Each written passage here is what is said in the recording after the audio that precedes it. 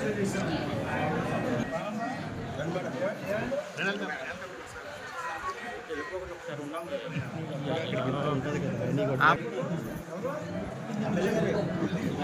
మిత్రులకి నమస్కారం.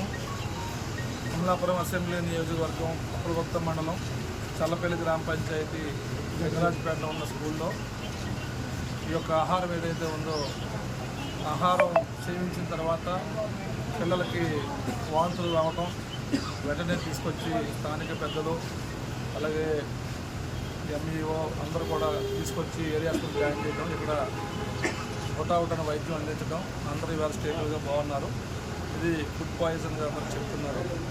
కాబట్టి ప్రభుత్వం అన్ని రకాలుగా ఆ పిల్లల్ని అన్ని విధాలుగా తగ్గే వరకు చూసి ఇంటికి చేర్చే వరకు పూర్తి బాధ్యత తీసుకుంటారు.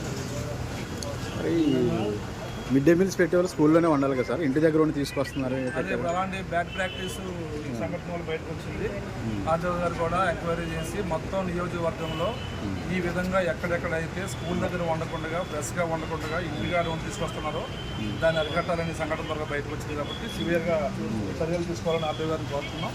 తప్పనిసరిగా చర్యలు తీసుకుంటామన్నది.